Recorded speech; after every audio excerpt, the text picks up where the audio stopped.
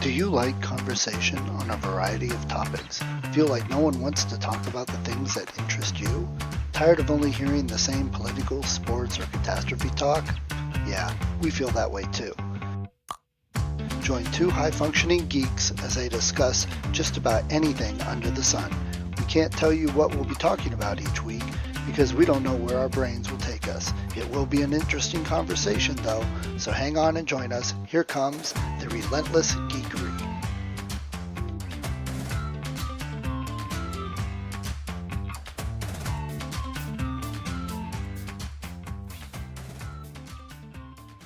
Sure I got. So, while you're adjusting your prettiness, my background Yes. created right before this with the AI in Zoom now. That's very cool. I should have thought of doing a Halloween thing myself. I will have to look into that. All right. All I did, there's that better? You can hear me? Yes, better. Yes. All I did was I was looking for a background and it had the AI with the little box. So I just said, give me a spooky Halloween cemetery. Bam, there it is. Now I got a background and no copyright worries until somebody actually sues and whatever. That's all another thing. My appearance, I'm just trying to, in settings somewhere, create your avatar. No, I have a green screen. I'm not virtual background. Maybe they don't like Mac. Could be that it only runs on certain platforms. Yeah, I'm not seeing it for me, so I'll stick with the colors there. Okay. That could be a corporate thing. Microsoft might have said, here's Zoom, we'll give you this much money if you allow this only on Windows for X amount of time. You know, really, as we've laughed about, there still are things that either come out like much earlier or never for certain platforms. And what's weird is you and I know how many of the gaming engines and how you can really do things now wonderfully to be able to go cross-platform with a minimum of isolate the IO and all that kind of stuff. And yet there's money to be found in making things exclusive. Yeah. All the things that are going on, the fragmentation of the market for what channel something is on, and that now you need to have a Roku box or any Amazon has a whole thing now where you watch Amazon Prime Video and maybe a tenth of their content is Amazon. It's all the other things, and sometimes there's little charges, and sometimes you have to log in to make sure you get max. Or it's cool to be an aggregator, but whatever has happened to make it so that there's ebb and flow. Hey, we used to have to pay for a big bundle, and then they unbundled, and now you have to pay for every single channel. So it's the same as if you have to do a little spreadsheet to say, am I paying $72 total here, or is it worth getting a $66 package because I save a little bit of money, but then I get things I don't want, and all of it. And what it turns out, because I pay for all of that, and what it turns out is I'm like, okay, I don't remember the last time I was on Netflix or this, and I'm like, so I was thinking of, and my mother goes, oh, I was watching NCIS, so I'll try and watch it real quick, and I'm like, don't worry about it. Just go ahead. It's going to take you 5 years to watch all the NCIS. We'll just keep the channel. It's funny. Alina and I are look for things we can watch together. You know what I mean? I tend to like my science fiction, whatever, and we have different tastes in some ways, but it's a really nice thing when you say, oh, not only is it something we both want, but there's 6 seasons of it. You've got 78 episodes left to go. We've been watching The Rookie, and now there's no new rookies until January or something like that. And there's got to be, someone's got to come up with the right term, either a sniglet or a psychological term for you binge something and then it's gone and you have to wait for a while and whatever that, And yeah, so I'm eagerly anticipating. Okay, I got 2 things. I got a situation, and it's an aggravating, blow my mind thing. And you, especially of all people, will totally understand this. Okay. So my uncle found a box of books, comic books from when he was a kid. We're talking 50s into 60s, Looney Tunes and Disney. That's old enough to be interesting and valuable depending on what it is. They're not pristine and mint condition, but they are really good. He hasn't had them in bags and boards, but they've been in this box sealed in a good location for literally 55, 60 years. Hasn't been touched. We're talking like Capone's vault type stuff. Yeah. Nobody has touched it for a long time. Yeah. Okay. Yeah, they're not, cool. Again, they're not, let's put this up at Sotheby's auction, that type level. But looking at them like, wow, these are in really good condition. They're not falling apart or anything. And these have been sitting around. Maybe I'll just get rid of them. Colin said, oh, I'd love to look at those. He said, okay, we'll see how much they are. And Colin said, okay, I'll warn you with Looney Tunes, Disney, the old stuff. Yes, it's old, it's cool, but there's not a lot of guys that collect it. There's not a lot of people that buy it. A lot So of resale value for a lot of that stuff, unless it's original Karl Barks, like not from the 60s, but from the 40s or something. Okay. there might be a few, one or two because of a certain artist or something. And my uncle's response was, oh, if we get $1 a book, that's more than I had before. Well, that sounds reasonable. Let's take a look. Colin looked through it and he says, yeah, there's none that stand out as, oh my God, everybody looks for this. But he knows a guy that's all he does is collect those type of books and specializes. The guy Colin said, just setting the expectation, about $100 is what I would say the whole collection is worth. Everything, $100. Okay. Should I tell my guy and have him come down? My uncle's, yeah, go ahead, tell him, have him come down. The guy drove over an hour to get to look at the, come to the store, look at the books. He's looking at them, says, I'll give you 150 for him. Well, that's $50 more than we said. He goes, oh no, I was hoping to get 500. You have no idea of what they're worth. You haven't touched them in years, but you think they're worth 500. How do you think? So he said, no, I'm not going to sell them. I'll just maybe give them to neighbors or something. So that the world is going to lose these. They're going to get destroyed and disappear. And that sickens my heart. We've talked about this before. Like when you read about they're doing current things, when one country attacks the other, one of the things they do is bomb the Library of Alexandria type law. And that's, I've seen things, it's sad. We're going to Detroit tomorrow, as a matter of fact, to go see Electric Light Orchestra with Jeff Lynne leading. Very cool. One of the, it's not a meme, it's just a picture on the net, was of a library that had been closed and abandoned, not cleared out and not turned into another thing. Of course, the roof leaked, and of course, the water got in, and all these books, I guess vandals got in and knocked them off the shelves. So there's a huge sea of books, all water damaged. Yeah. And it was just, my heart hurts. You know what I mean? That's just so much not what should happen to good books, should happen to a library. And that's just such a, wow, civilization really took a left fucking turn to let that happen. But here's the inspirational story. I saw a story, I think it was Czechoslovakia, maybe, that they were garbage men, that they started saying, you know what? People just throw books out. We see books all the time. So they started rescuing them, cleaning them up, and they made a library. Anybody in the community could come and get them.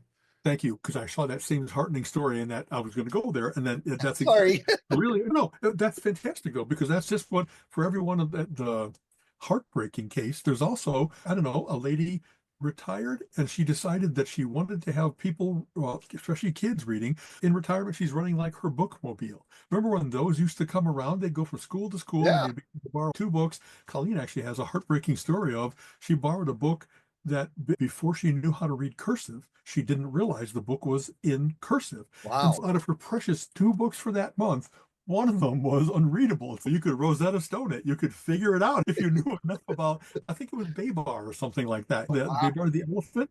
But what a wonderful thing. Everywhere this lady goes, she's making people's hearts sing. You know what I mean? It's all tied together. I don't know why this is. I went, Cleveland Area Mensa had a discussion group on Saturday morning, went and visited. And then after I got out, I went to the Bay Village area library, part of the Cuyahoga library system, because I'll be speaking there in December on a capital idea. It's finally, Colleen and I are doing the travelogue of all the state capitals that we visited over the last 20 years, 40 out of 50. I go in and I check out the room, and it's just what I expect. It's got one of those like overhead projectors that's mounted to the ceiling, but then the cabling comes up through the big conference room and you project on the screen. So good. As long as I have HDMI, I'm compatible, because sometimes you go to an older library and I got to bring my adapter magic kit because I'm really not sure that they're going to be Windows oriented instead of Mac, or they're going to be just so old that you hope you have the 9-pin instead of the 15-pin version or whatever else I'm babbling And just about. throw a screen and projector in your car just in case. Honestly, I've done that. I actually have my backup stuff so that if worst comes to worst, or I'm sure I'll be able to find a wall or even like the curtain. Of course, while I was there, I went and visited their comic books and graphic novels section, and they had I'm behind, perpetually behind, because I'm not currently buying. So I found all kinds of stuff. I'll read the latest Hulk and the latest Doctor Strange and whatever else it might be. And so I muscle this stack. I don't get a few. I get like a stack of 25 or 30. I'm at the checkout counter, and a dad comes in with his three kids, sons and two daughters and a son, if I remember right, and they don't walk in. They thunder in because they can't wait to get to this treasure that is the library. And I love that. I even mentioned to the lady that was helping me check out, is there any more heartening sight in the world than kids are not only losing themselves in their phone, they're reading. They're really readers That's still in the great. world. And they just can't wait. They were running and giggling, and oh, it was just so good. So, not really a change in topic, but talking about kids Yeah. and getting that curmudgeonly when I was a kid. So, Saturday, I was out at the Sinister Horror Fest at the Skyway Drive In. Very Okay. fun little fest. If you like horror related stuff, it's a growing festival. It's second year, twice as big as it was last year. They So they have have books and music and makeup, and I don't even know what Okay, a book. so it had a little some of that.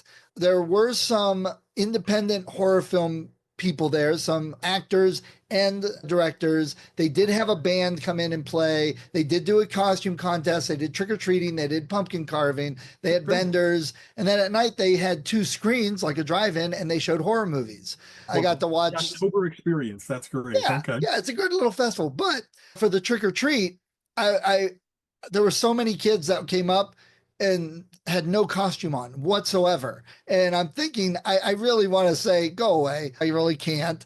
But they would come up and look in the bag and says, well, you got to say trick or treat first. And they're looking at me like, yeah, really? I'm like, you don't get candy unless you say trick or treat. Honestly, at least maintain that shred of the tradition. Yes, You know what I mean? exactly. Oh, you're not So asking to do a cartwheel. You're asking them to say trick or there treat. was Okay. one girl that nailed it so much, and I loved her immensely. She was dressed up as Wednesday from the Addams Family. Sure. And it was more from the 90s TV show and the black and white in the 60s or whatever. It was Right. a little bit of a combo of each, but they were pretty close to the same. The So Gothic thing, the pigtails. Exactly. Okay. you had the Yeah. dress, but what sold it, she was so into this. She comes walking down, back straight, looking straight ahead, deadpan face, turns into my booth, walks up, staring me directly in the eye, and then just looks down, grabs a piece of candy, and drops it in her bucket, like looking at me the whole Right. time, steps back two steps and does this like really stiff curtsy, turns around and walks out. I'm like, I love that. You nailed it so much. That's so But great. better yet, after she got done trick or treating and the family's just walking around looking at stuff, she Yeah. maintained it, kept the dead man face, and was carrying a cigar, a fake cigar, and acting like she's smoking it the whole Like time. I'm like, Gomez. Exactly. oh Oh, my that's God, hilarious. kid, you are amazing. I love that. Yeah. So that one girl was very heartening. Then there was a mother and a son doing Pennywise with the kid Right. The and pond Georgie. makeup. Exactly. The mother was Georgie in the rain slicker with a paper boat, and the kid was Pennywise, face, hair done up, and carrying a red balloon. He was good. He looked really good. He must Very have good. sat for a while. And it wasn't I went to the store and bought a costume. It was, we found pieces and put it together and did our face up. And those are the good ones. Those are the ones I like. Wonderful. And I think I mentioned last year we got fewer trick-or-treaters than we've had in all the time that I've been in Lakewood. And what's weird is we have our porch light on, we have the front door open, we're showing we're home. Because a lot of times we haven't been because we've been at Halloween, the big Halloween party in Chicago. We got 150 pack from Costco, and I'm ready to go. And like anybody that comes up, we'll take two. I'm not going to give all these away with the number of things. People would like stop at the sidewalk and not come up to the house. And you're going to make me come out to you? I really don't understand. A lot of times the kids don't go out by themselves. The parents are with them. And I don't know, our house is not foreboding. It doesn't look like someone's going to jump out at you or that we're the weirdos of the block or anything like that. Maybe they wonder because the last 3 years they weren't giving out candy. Why now? And right. And now it looks like, hey, come on in. The door's open. Don't worry. We won't kidnap you or anything. but they do a lot of these trunk or treats at the school parking lots, the parks. So to the kids, it's, do I want to walk around town for an hour and get a bag of candy or go to the park for 20 minutes and get a twice big bag of candy? Yeah. oftentimes we'll make a point of we'll dress up. If either Colleen or I are going to hit the door, then I'll be in my Viking outfit, or we'll try to whatever we last used for Halloween or something like that, that we can put the shreds together so that we're not just a guy in sweats or something like that. So I still think that I don't know, I don't even mind. Oh no, we got toilet paper. That's just part of Halloween, right? Kids out at 1 in the morning and they're doing a little bit of pranking. You know what I mean? That's the trick or treat part. Is there should be a trick that is Right. the corresponding, hey, you didn't give us the right candy. And honestly, we get Costco is okay, but we don't get the circus peanuts, the like unidentifiable generic candy. We try to have something that's at least chocolatey good and not like we did the least we could. And I really think that what we should do is get like the boxes, and that way when everybody gets the full size Snickers, they're gonna go, yeah, and they're just so I know I've seen a cartoon like that where the Grim Reaper comes to a door and the little old mom is like giving out candy, and he goes, "I'm not here for the candy, I'm here for your soul." Full size Snickers. Never mind, You're Margaret. good. You Yeah. know, exactly. That whoever drew that one really captured the spirit of it. Yeah. Here's another update. The historical time travel app that I'm pushing on. Yes, where you're doing shells of virtual reality, augmented Yes. reality on it. Okay, yeah. So I've got a presentation made up and I'm like, I should start going to some Mensa stuff and showing the presentation. Those people would love it. I'm going to talk to the Rotary and stuff to show the whole idea of what I'm doing because it could drum up, hey, I know a guy who would love this to be involved with this and he has this. Or, you know what? My Skills. brother in That law's could be an company investment. would Okay. donate to this or whatever it could be. But I met with one of the guys at the library about what library resources there are. And he also runs the historical society locally. I'm looking to That that. sounds like a great resource potentially. Yes. If they've got the archives that you could tap into for 1930 root tower. Yeah. The Ah, issue is like the historical society, the archive of photos are digitized, but it's not just open to anybody to go through. right. And it's $50 to get a picture. And I'm like, holy Oh man. crap. Yeah. I'm Like, like, well, I just want to look at it. I at one point, knowing that they had the Bill Watterson collection down in Columbus, like or Akron, maybe it's Akron. Anyway, like same thing. I was like, I wear white gloves. I'm a totally respectful guy. Can I just see them? And they were like, that's usually only open to scholarly pursuits, and they didn't mention dollar amounts, but they really had it locked down because they're worried about someone hurting them, stealing them, Yeah. whatever else it might be. And there was going to be some kind of qualifications that I had to have. And as much as I'm a big fan, I'm not a scholar. You know what I mean? I haven't written the book yet. Maybe that's the entree that you and I both have to get into the cool H.P. Lovecraft Right. archive or cool Watterson archive is to write a book about things like those. So So I thought about this, and this is new. I wasn't thinking about this. So I'm getting all these pictures, but I'm not actually using the picture itself in the app. So I'm not using the picture itself to make money. I'm not using the picture itself in any way at the app. The only thing I'm using the picture for is so the designer has a reference to recreate the building as a 3D model, not even scanning the picture. It's so do its original work, even though it's obviously based on it, but it isn't just stealing the image. Right? So I was thinking about that. I'm going to have to check on this. So if I get some books from the Historical Society that are collections of photos that somebody did about the history, I wouldn't violate copyright by Yeah, handing that to my designer and saying, here's your reference pictures. Because again, that's right. Because that's copyright is not the Eiffel Tower. It's the image of the Eiffel Tower on that day in that light, et cetera, et right, cetera. And there's differences between there's still things where there's restricted use because it's not only copyright, it's trademarked or there's reserve marks that go with it's so recognizable that you can't. I guess the thing also is you can't pass something off as it's the Eiffel Tower and not call it the Eiffel Tower. Do you know what I mean? You're not right, allowed to fraudulently misrepresent things and stuff like that. And then it's right. how much do I change it? 10%, 20%, and then it's an original work. This is the Eiffel Tower from Earth X. You know what I mean? And And so then I'm allowed to use it, that kind of thing. it comes back to all the arguments we have with AI. So if I say, hey, AI, create me a picture of Paris with the Eiffel Tower on a summer day, and it creates one, Is that violating copyright? People are saying, no, it's not. It's no more than any other artist creating the same thing. So is what I'm doing, I'm not scanning it and putting it in the app. I'm having an artist recreate it. So Right. it's something I'm going to have to check into. It's Right. definitely an interesting thing. I'll tell you, I'm fascinated by this because there's so much about what is copyrightable, or if something is in the public view, the Empire State Building, you might not be able to make another building like it, but a picture of that where I could walk up and take my own picture, there's no restrictions on I'm walking Right. down the street and I raise my camera. I'm sure there's a whole bunch of case law being decided about how many of those can you take without it being overuse or something like that. And Or if what you, you use it for. If anybody's in public, if right, Brad Pitt's in public and I take a picture of him, he has no legal right to say you can't do that. but the You're in public. paparazzi will use, exactly. Yeah. Yeah. But if I take a picture of Brad Pitt and then I put it on t-shirts and sell it, now he can come after me because I'm making a profit. Likeness. That's right. Yeah.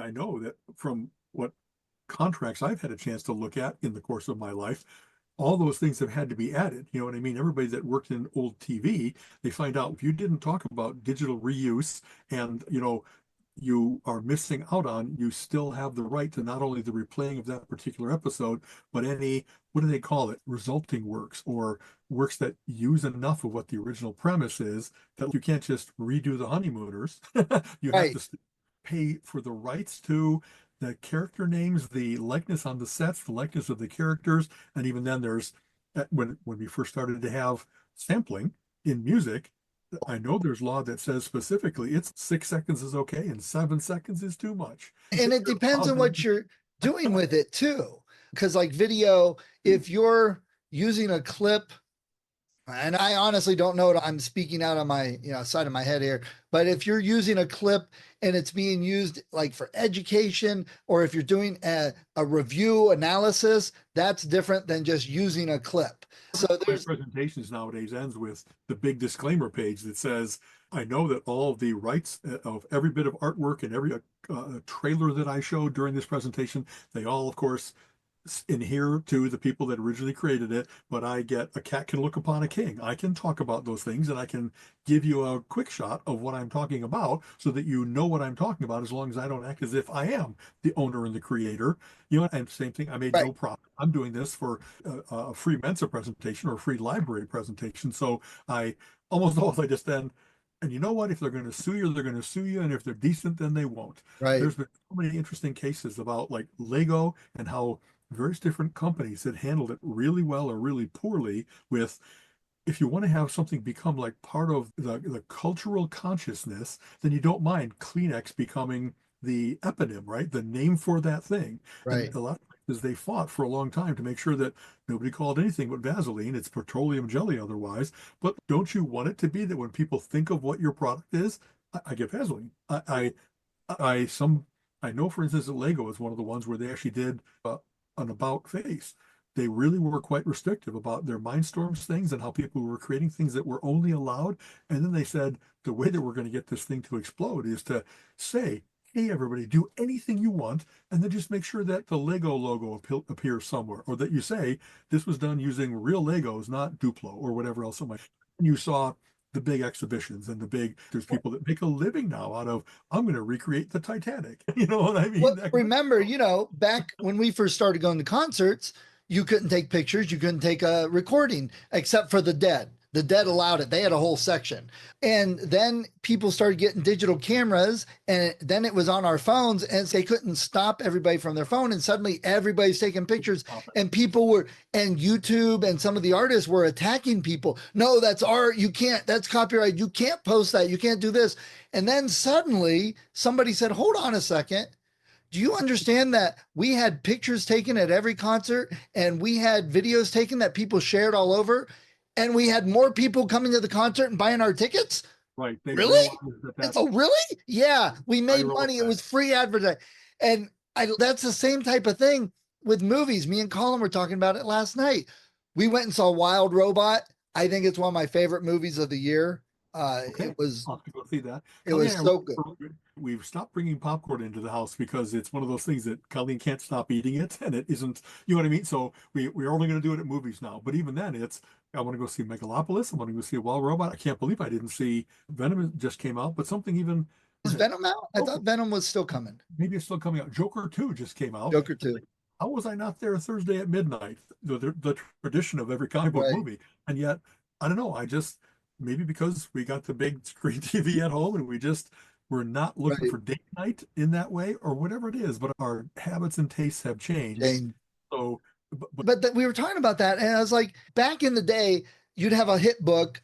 They'd pay money to the author to say, I want to make a movie, but they'd say, there's your money, go away and shut up. We're going to do whatever we want. And then we get movies that suck compared to the book or that aren't as good. Some of them are, but a lot of them don't. And they're like, Stephen King's a great example. There's not many good movies. absolutely the one that would tell you everyone that I signed off on, they did not stay true at all to the inner of the book. What The is this? mini series are good.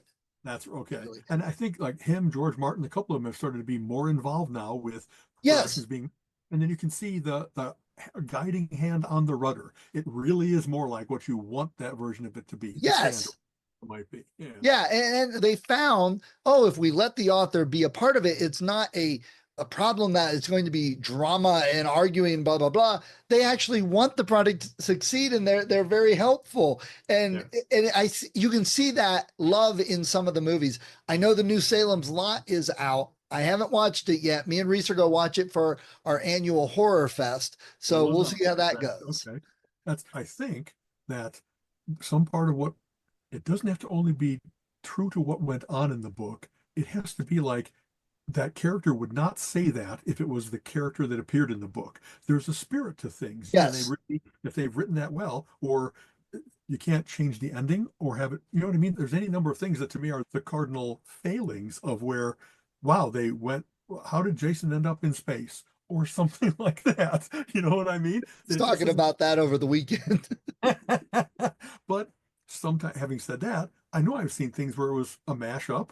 You know what I mean? That it really was, it started off as a zombie movie and then it became, I don't know, a rock concert. And sometimes those things, the people are crafty enough that they're really able to pull off that it's like a foot in both camps, and the dynamism, the wit of it from that odd pairing. There was a whole series of books, right? Like Pride and Prejudice and Zombies, remember? And something, whatever, Sense and Sensibility and Sea Serpents. Right. And that was their own little niche of where someone retold those very well-worn stories from Who Did Jane Eyre? It doesn't matter. The fact that they were able to do Shaun of the Dead and things like that, where it was clearly a zombie movie, but it was like a lad movie where guys just go to the pub and hang out and they mine that for comedy. I like that people have enough understanding of culture that they're the ones that can do that. The people that are great at, we just watched Anchorman. We haven't seen it for 20 years. And it's misogynist. It's so wrong in its humor, but it's really good for the time they made fun of just the right things. You know what I mean? They made fun of the judging a person by the hair, by the quality of their hair. Who would do that? TV anchors, for instance, that kind of thing. I like where, I don't know, Seth Rogen is really good at, Jon Favreau. They're really good at, they've watched all the same things that we have, and they call them Easter eggs or whatever, but all those little cultural references that like, they really get what makes this interesting and cool. And especially when they're not only in a fantasy world, that in the movie they'll talk about, well, that's not what Captain America would do.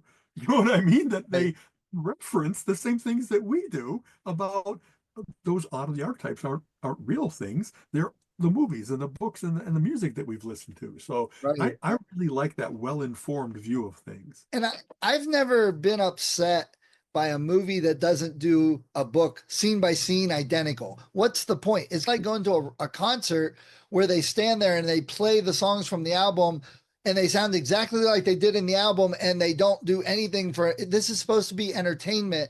I could go listen to the record and lay on my bed, and I don't have to watch you stand there. So the people that get upset, it's like, they didn't put this scene in the movie and this scene and this scene and this scene, and it sucked. I'm like, because you wouldn't go see a 5.5 hour movie. You want 2 hours or less. Dune was unfilmable because the book itself is this thick. Yeah. You're going to fit all that in, and now they're doing it. It's going to be three 2-hour movies to get it all Right. in. We're going to start mixing between Dune and Dune Messiah and Children of Dune. And they use the fact that there's a trajectory of that plot that they start making references forward. Anyway, Right. they're smart about the whole history. Now there's 20 of those, right? Because it wasn't just Frank Herbert, it was also Brian Herbert and various collaborators that Kevin J. Anderson wrote it with Brian. there's the guy, exactly. So it's interesting. I'm conflicted about the complete album thing because a lot of times I don't want them to just stand there and the robot could be playing this, but so many of the whole album, how many of an album become hits? Like 3 out of 10. But there's often great other songs on the album that they don't play because they're not the hits. And so to hear that song that you always wanted to hear live, it's got, I don't know, Yes has done that a couple times, right? They did all of Close to the Edge or Fragile or whatever else it might be. And to hear Cans and Brahms played live when they just never have done it, so far as I know, Todd Rundgren. I'm trying to think who else. We've seen a couple things where they do the whole album all the way through. And there's also some people who are really good at tracking albums where it had flow to it. It got to a big crescendo at the end of side one, and then you catch your breath and you flip the vinyl over, and then it has another good kickoff on side two. And that's often how they would do the album, is that they'd Right. pause it thick as a brick, first side and go into thick. And so when I've seen that done, it's like they respect the album as an art form in and of itself. There really was a reason for the tracking order and how it really ends with the great crescendo. And then when the concert ends that way, it's almost like I don't really need an encore. I am so freaking happy that it ended just like the way the album used to end. The long outro from the Yes album by Yes starts off with Yours Is No Disgrace, I think ends with Starship Troopers, and that's just the way it should be. Right. You know what I mean? So And it's a shame that in the world today that kids don't listen to and get full albums. They're singles. That an artist could release a whole album. Kids probably don't even know the name of the album or what other tracks are on it other than the big hits. I don't think it's only generational though, because there still are like there's a lot of kids that are into Coheed and Cambria, and maybe it's Cambria. I'm not sure if I pronounced that. I don't know if I ever heard it said out loud, but they do a thing where the whole album is a story, and it isn't. You can't pick a single out of it without it really being out of context. You know what I mean? So there are still some groups that maybe the latest Dream Theater album is like a whole work instead of being individual cuts and stuff like that. And I think there's still fans that seek out the longer works because they like Sure. something, there's more to it. Styx did Kilroy, and that had a couple big hits, but it still was a story if you listen to the whole album front to back. Right. It's unfortunate you would mention that because that's not one of their better albums. Oh.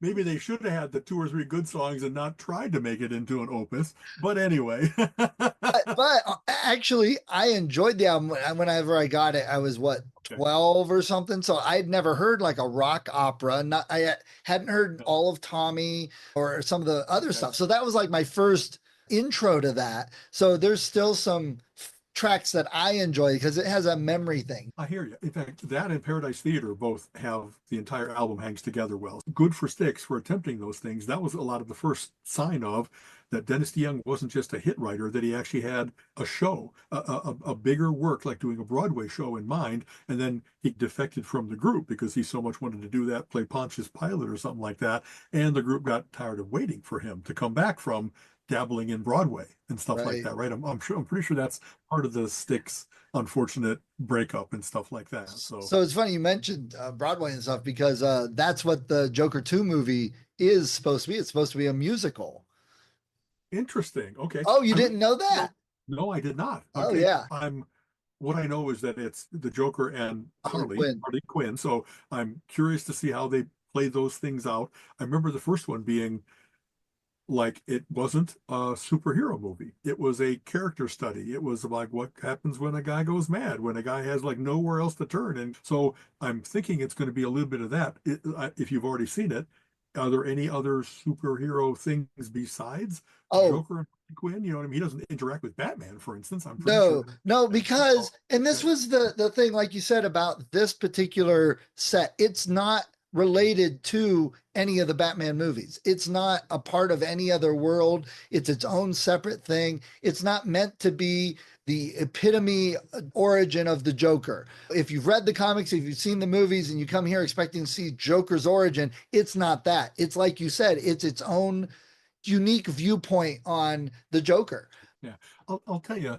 So I have read enough comics from the times when I wasn't buying comics fully that a lot of the things they collect into the graphic novels. It's 12 issues together. And a lot of what I've read them do with the Joker over the course of the last, let's say, 15 years, because it's been a while since I've been buying regularly. I'm not sure that I agree.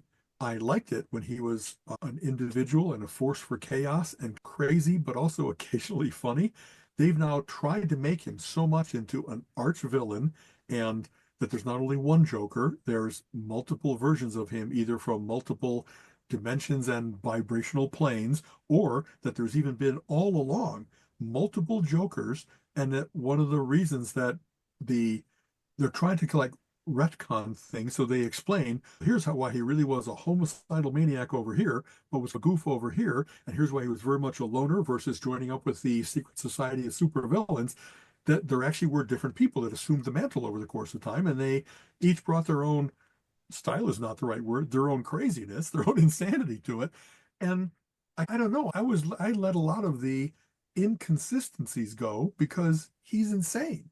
Right. I didn't think you had to explain that it was actually different people. I really thought he might not just be insane, like chaotic and homicidal, but maybe have split personality, multiple personality disorder, whatever like that, or just based on his mood. You know what I mean? A lot how they portrayed it in the movies was he's doing fine, then he shoots one of his lieutenants because he felt bad. So don't agree that they should have tried to bring logic to something that part of his really great power was how unpredictable he was because you didn't know who he was going to be when he showed up that day. If he's in Right. a bad mood, maybe he's a killer, and otherwise he's just doing it to get your goat, like the Riddler versus the homicidal and stuff like that. So anyway, there's a whole treatise about how much they've tried to do that with the Joker. Didn't they also the Batman becomes the Joker? If this is any spoiler warnings, by the way, it's all out there in comic books. And over the course, like I said, the last 15 years, I'm catching up like you're catching up. I'm not Right. trying to bring any surprises for you, but one of those things where in an alternate history, Batman doesn't. It's that he gets too much Joker gas and becomes like the Joker. And Right. and because I've read them not in order, I don't know that I'm saying the reason that this happened is because of this. It really could have been that I read a later one, and then when I read the why of it happened, I liked how I filled it in better. I liked how I made the excuse for this isn't really in continuity, this isn't canon, but here's how it could have happened. And then when they started to mix between all the different Earths, and the Superman from Kingdom Come is a different Superman, and there's Superboys, and Batman and Robin and multiple Batmen when he got his back broken, and Claude Valier had to take over. There's been multiple people that have done it. And I like when I was reading it, I read everything and I really could keep track of it all. And so it's been an interesting puzzle of my saying, what's going on here? Why is there now a Red Hulk? I knew there was a Red Hulk before I knew why there was a Red Hulk. Who could Right. it be? I think they did just they made that a mystery, right? They didn't immediately reveal who the Red Hulk was. And so I guess I couldn't have gotten that more than anyone else because we all were trying to get the mystery of now there's a Red Hulk, but he also seems to be militarily smart. There's a big clue. And I just read a series with the Hulkverine. Have you seen this one? There's No. people nowadays that they've gotten I love some things about comic books because I love the people that say, what would be cool is if this happened. Once they started to have people capturing people's DNA and saying the Weapon X program has been around for a long time, and he's not Weapon X as in unknown, he's Weapon X as in 1, 2, 3, 4, 5 in Roman numerals. So what happened to the I through IX? How many are after him that are improved versions? And how do they do that? Because they captured Wolverine DNA, or they started to do it. What if we combine other animal aspects that it's not only like a human Wolverine, how about a human lion? And that was from the high evolutionary or whatever. So this guy came up with there is a weapons program still going on, and what if you gave someone like Wolverine and Hulk characteristics? So not only he is now an incredible strong engine of destruction, but he's got the healing ability, he's got adamantium claws, maybe an entire adamantium skeleton. He was already unstoppable before. Now he's double unstoppable. You know what I mean? I like some of that is meant to be, I think, like how far can I take this before the fans go, all right, now it's ridiculous. Now Well, I think we can do is shoot him off into the sun, and maybe even that won't kill him. right. You know what I mean? So, Look what I with though. I went from the early 80s to a lull of books and stuff, And then the 90s, when the books and comics exploded again for Star Wars, up until 2014, where they said, okay, everything you've got is gone. We're doing a whole new thing. So it's all new history. So I'm like, I've got all new books to read, which is yay, but they don't tie into the old stuff. It's all new history. So I'm like trying to keep it straight. It's that classic comic book split personality. I know two worlds. I've got the two worlds in my head.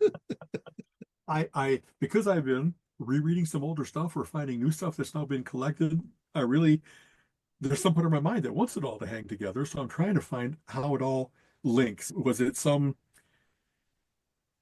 got a hold of the cosmic cube and recreated the world in their image, or maybe it was the zodiac key. They've had a couple. It was the evil eye, the cosmic eye that Prater John had. There's been a couple things that really were like game-changing, reality-altering type things.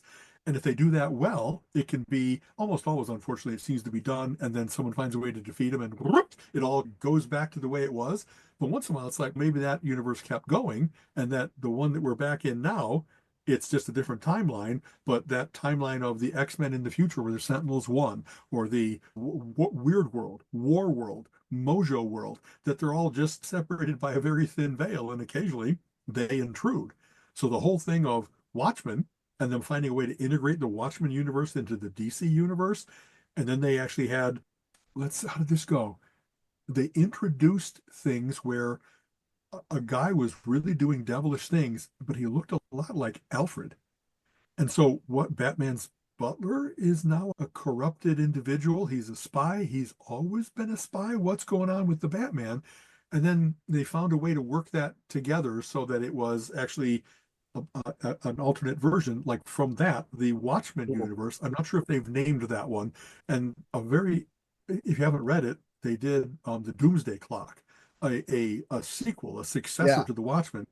And it actually is very cool Superman, our guy, the mightiest in the DC universe, what happens if he meets Dr. Manhattan, who really controls things at the molecular level? And it handled it very well in terms of what do those beings represent in each of those universes, and that they didn't end up like superheroes always do. Hey, I bumped into you. I don't know why, but let's have a fight. And then they resolve their differences. That there actually was a whole bunch of stuff of having to explain why they're trying to preserve their universe. And a little bit, the Marvel did this with where the universes were collapsing and each universe was trying to stop itself from being one of the ones snuffed out.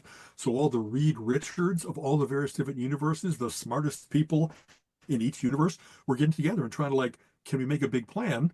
But then if one guy is so much a megalomaniac that with all of his intelligence, he's actually trying to make sure, absolutely sure, by betraying all the other Reeds, the Council of Reeds, that his is going to be the one that wins. I love where and a couple of people like Jonathan Hickman, Jeff Johns, they've gotten a Grant Morrison, where they've really gotten a great view of how all this hangs together, and that there really are.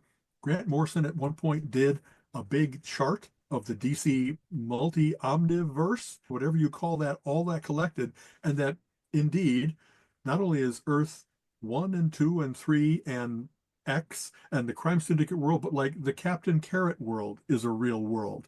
And at the Commandy future destruction of, he really had a way of, here's how they all are in a big bunch of spheres, all floating in the bleed, the omniverse of this kind of thing. And just the fact that someone could put together the catalog and not miss anything, and actually show how they might interact in a way that really, you're going to have Captain Carrot, but I already had in the Inferior Five, that universe, they talked about how there really might be a need for the people that defy logic. You already had Mr. Mxyzptlk and Batmite, where they've got magical powers that let them just break the rules of reality. And so I know I'm jumping around, but when he did his final Crisis on Infinite Earths, there's a succession of crises. And every single time I was impressed with, these guys really know their stuff. They really have found a reason to say, here's why the Superboy of that universe might have gone mad. And then you've got a really crazy evil villain with all the power of Superman. Right. What do you do? You know what I mean? And the Injustice world where, to bring it all together, the Joker kills Lois Lane, as I recall, and Superman breaks his code against killing because he's not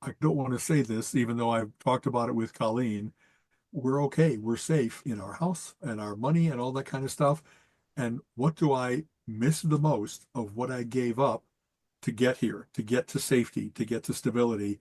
Is that, like I said, I haven't been buying comics regularly for at least a decade, and I miss them terribly. And so if I was to restart, I used to go through a wonderful place called M&M Distributors that you could order them like 2 months in advance, get like a 40% discount, very good pricing, and then never miss anything because they got everything from Diamond and various other distributors. So you got not only the big 2 or 3 publishers, but like all the publishers. And I really would like to do that. And it would be, well, I'll tell you, our episodes would be so interesting to be like, all right, so I Comic just time. restarted and now there's 10 different Batman titles. And here's what's going on here? And I Right. think what's going on here is this. And we talked about that. One of the things I've always loved about serial fiction like this is if they're coming out every month, I'm not just like turning my mind off in between. I'm thinking of, wow, the cliffhanger at the end of Doom Right. Patrol. What are they going to get out of it? And what does this new character's introduction mean? Is Snapper Carr really going to be the villain in Justice League? All that kind of stuff. And honestly, a whole bunch of times I've guessed. Colleen makes fun of how often I guess what's going on in the plot of a movie or something like that, but because of all this training and Yeah. anticipating what might be, and is this the return of Doctor Doom? Is it someone that we now and now they got all the generational aspects, so it's like, all right, Starman, I think I've talked about this before, was one of the best ones for the sins of the fathers are visited upon the children. That people who were arch enemies, you find out that the Mist, his daughter, is one of the ones that's now playing in the new Starman, just because that's what you do. I inherited this from my father, and you killed him or drove him mad or banished him to another universe. You're going to pay. And or I need to outdo him. I have to do better than my dad did, so I have to rob a bigger bank and I have to blow up more Isn't of the that world. kind of the whole basis of Gru and the Minions? Yes, exactly. You know what I mean? I so much want to do it, and I know that it's hundreds of dollars a month. If you're trying to be a completist, things are not $2 anymore; they're five. And Five or so all I got to do is six. five or Like six. special You buy my issues. I've 100 got, I've books. had a couple Spider-Man come out that were 10. Ah, I'll have to see. Maybe I won't be a total completist. Maybe I'll buy the things that I really missed, and I want to see what they've done with Get the them. library for I the don't know. rest. I Well, here's something that'll change, that'll get you going. Oh, why did you tell me that? Marvel's had the Ultimates and they've rebooted it. They've got a whole new mall Ultimates world, and I love it because it's not just redoing all the old stuff. How many times do we need the same stories? Because same origin, the same yeah, exact. this Okay. is totally new and different. Yeah. Almost every character is changed in significant ways. It's been Okay. really cool. DC's coming out with their own version of the Ultimates now, and it's their own separate Interesting. microverse or whatever. Okay. So Uh, a good time to jump on, if you will, to try to catch up on those things. And then this is funny. I've been to, there's not been a Comic-Con here in Cleveland or even in San Diego, other places, Chicago, Detroit, that I've gone there with my want list. It used to be that's really what I did. I went to a couple of programs, but really what I was doing was hunting the boxes and trying to find a good copy in reasonable condition for a reasonable price. And I saved up all my extra money for that Comic-Con or those. I haven't done that in a long time. And that's a really cool thing. I loved doing the treasure hunt. A little bit of like the first time that I ever bargained like I was in Marrakesh. You know what I mean? Okay, I got 5 books here, and I know the total's 25, but can we go 20? You know what I mean? It just was doing that young with an adult, you'd always see them get a smile because there was like the kids, he's never done this before. Am I going to be hard on him or am I going to say, kid, you got it? You know what I mean? So, and that the satisfaction of any collector of I went there and I was missing these particular 3 issues of Iron Man, and now I got them, and now my collection goes from 1 to 60. I got every single one up right. to woohoo! There's Call.